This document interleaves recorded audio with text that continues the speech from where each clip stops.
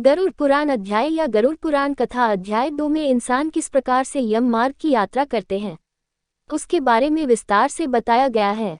दोस्तों, गरुड़ पुराण अध्याय 2 में हम किसी भी संस्कृत शब्द का उल्लेख नहीं करने वाले हैं, बस आपको हिंदी बताएंगे। इसके पीछे का कारण है कि संस्कृत शब्दों को लिखना बहुत ही कठिन होता है और वैसे भी हम संस्कृत के ज्ञाता नहीं हैं।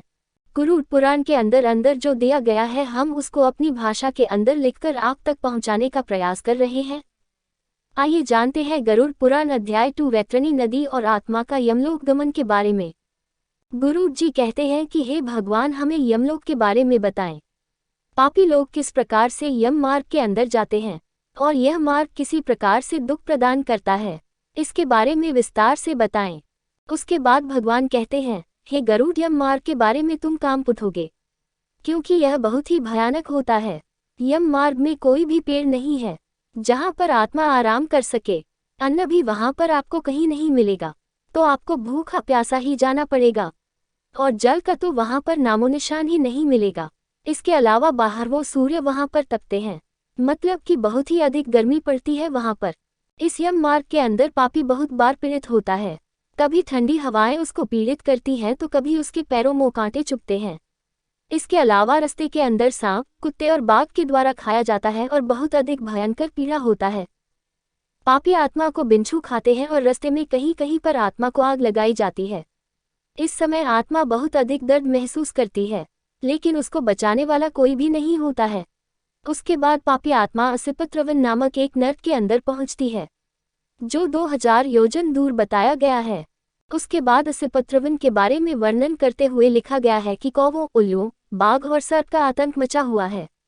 यहाँ पर भी जीव बहुत अधिक प्रताड़ित होता है। वह कभी पर्वत से गिरता है, कभी कीलों पर चलता है तो कभी आग में जलता है, कुएं में गिरता है, वह घने अंधकार में गिरता है, कीचड़ में भी गिरता है और जोंकों से भरे कीचड़ में भी वह कई बार गिरकर बहुत अधिक पीड़ित होता है। इस जगह पर पापी आत्मा को तपी हुई बालू के ऊपर चलना पड़ता है, धधकते मार्ग और अंगारों पर चलना होता है। इसके अलावा कहीं कीचड़ बरसता है, कहीं रक्त बरसता है, कहीं गर्म जल बरसता है, कहीं गहरी खाई है, कहीं पर्वत की ऊंची चोटी है तो कहीं पर कंदराओं में प्रवेश करना पड़ता है। मार्ग के अंदर कहीं पर शिलाएं हैं जिन पर चढ़ना बहुत ही मुश्किल है तो कहीं पर मवाद और रक्त से भरे तालाब हैं। मार्ग के बीचों बीच वैतरणी नदी बहती है, जो बहुत ही खतरनाक है। ये 100 योजन चौड़ी है। इसके अंदर मवाद और रक्त बहता है। इसके किनारे हाडियों से बने हुए हैं, देखने मात्र से ही प्राणी कांप जाता है। ये बहुत ही भयंकर नदी है और ये दुखपूर्वक पार करने वाली नदी बहुत ही दुर्गम है। इस नदी के अंदर भयंकर घड़ियाल रहते हैं। इनके अलावा कई अन्य भयंकर जीव भी इसके अंदर निवास करते हैं। आए हुए पापी को देखकर यह नदी खौलने लगती है। वैतरणी नदी के अंदर सुई के समान कीड़े रहते हैं, वृक्ष के समान चोंच वाले गेंद और कौवों से भरी है। यह पापी आत्मा को नोचते हैं। जब पापी आत्मा इसके अंदर गिरती है तो अपने परिजनों को पुकारते हैं और चीखते चिल्लाते हैं, लेकिन उसके बाद भी उनको बचाने कोई नहीं आता है। वैतरणी नदी के अंदर रहने वाले जीव मांसाहारी होते हैं और आत्मा को खाते हैं, जिससे पापी जीव बुरी तरह से बिलबिलता है। इस नदी की भयानकता को देखने के बाद बड़े बड़े प्राणी चेतना शून्य हो जाते हैं। इसी नदी के अंदर जीव रक्त का पान करते हैं और यह नदी बहुत भयंकर गर्जना करने वाली होती है। बहुत से सर्पों और बिच्छू से व्याप्त इस नदी के अंदर गिरे जीव की रक्षा करने वाला कोई नहीं है। इस नदी में गिरने के बाद पानी क्षण भर ऊपर आता है तो क्षण भर पाताल में चला जाता है। इस तरह से यह नदी बहुत अधिक दुख देती है। इस प्रकार से पापी यममार्ग पर रोते चिल्लाते चलते हैं। यह मार्ग बहुत अधिक पीड़ादायक होता है।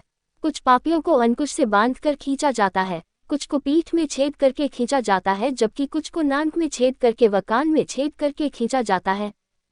कुछ पापियों को कौओं की मदद से खींचे जाते हैं। पापी गर्दन और पैरों में जंजीरों से बंधे हुए और पीठ के ऊपर लोहे के भार को रखकर मार्ग में चलते हैं। यमदूतों के द्वारा मुगदरों से पीटे जाते हैं, जिससे खून निकलता है और उस खून को चूसते हुए मार्ग पर यह चलते हैं। इस दौरान पापी जीव अपने पाप कर्मों के बारे में सोचते हैं और बहुत अधिक दुखी होते हैं। यममार्ग पर चलते हुए मंद व बुद्धि प्राणी अपने पुत्र और पौत्रों को पुकारता है और विलाप करता हुआ चलता है। उसके बाद वह सोचता है कि मनुष्य जीवन पुण्य करने के लिए प्राप्त होता है। उसके बाद भी मैंने पुण्य नहीं किया, देवताओं की पूजा नहीं की, धर्माचरण नहीं किया, दान नहीं किया, तीर्थ यात्रा नहीं की, अब तो अपने गलत कर्मा का फल भोगना ही पड़ेगा। तुमने ब्राह्मणों की पूजा नहीं की, देवनदी गंगा का सहारा नहीं लिया, सत्पुरुषों की सेवा नहीं की, दूसरों का उपकार नहीं किया। हे जीव, अब तुमने जो किया है उसी का फल भोगो। तुमने जलविहीन क्षेत्र में तालाब नहीं बनाए, ब्राह्मणों की आजीविका के लिए कोई प्रयास नहीं किया, तुमने दान नहीं किया, गौवों के भरण पोषण की व्यवस्था नहीं की, पुराणों को नहीं सुना, विद्वानों की पूजा नहीं की, शास्त्रों को प्रमाण नहीं माना, अब अपने बुरे कर्मों का फल भागो।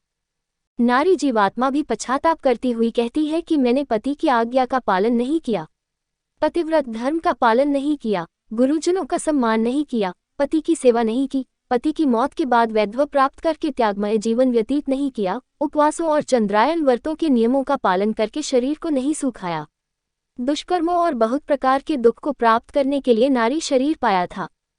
गरुड़ पुराण अध्याय 2 में आगे भगवान बताते हैं।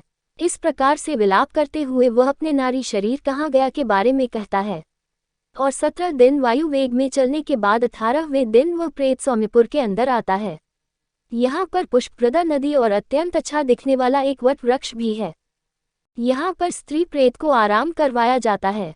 प्रेत अपने पुत्र और पौत्रों के द्वारा दिए गए सुख का स्मरण करने के बाद बहुत अधिक दुखी हो जाता है।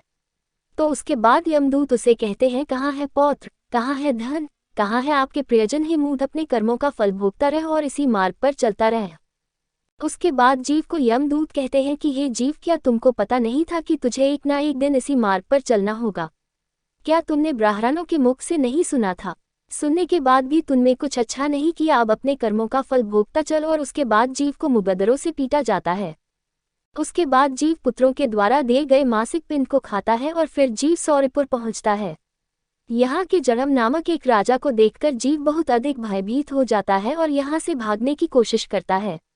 अपने स्वजनों के द्वारा दिए गए अन्न जल को खाकर जीव इस पुर को पार करता है। उसके बाद जीव प्रेत निगेंद्र भवन की ओर आता है। यहाँ पर वनों को देखकर बहुत अधिक दुखी हो जाता है और दया रहित यमदूतों के आगे बार बार रोता है। यहाँ पर जीव पिंड, जल और वस्त्र का उपभोग करता है और यमदूतों के द्वारा आगे खींचा जाता है। तीसरे मास को पापी जीव गंधर्व नगर को प्राप्त होता है, वहाँ पर पिंड खाकर आगे चलता है। चौथे मास वह शैलागमपुर में आता है और वहाँ पर उसके ऊपर पत्थरों की वर्षा होती है। उसके बाद वह 5वें मास प्रेत कोयम्पुर नामक स्थान पर पहुँचता है। कोयम्पुर के अंदर वह प्रेत बांधवों के द्वारा दिए गए 5वें पिंडों को खाकर कृपुरकी की ओर चलता है। 5.5 मास के बाद वह उषान मासिक पिंड से तृप्त होने के बाद यमदूतों के द्वारा डराए जाने के बाद उस पुर को छोड़कर त्रिभुवन नामक पुर को जाता है, जहाँ पर यमराज का छोटा भाई विचित्र नामवानला राज्य करता है। उस विशाल शरीर वाले अजीब राजा को देखकर जीव बहुत अधिक भयभीत हो जाता है और डरकर भागता है। उसके बाद धीवर मतलब नाविक आकर उस जीव को कहते हैं कि यदि तुम्हारा कोई अच्छा पुण्य किया हुआ है तो तुम नाव में बैठकर नदी पार कर सकते हो। यदि किसी जीवात्मा ने दान किया है तो वह नदी के उस पार आसानी से चला जाता है। यदि प्रेत ने अपने जीवन काल के अंदर गौदान किया है तो नाव अपने आप उसके पास आ जाती है और फिर वह उसके अंदर बैठकर आसानी से नदी पार कर सकता है।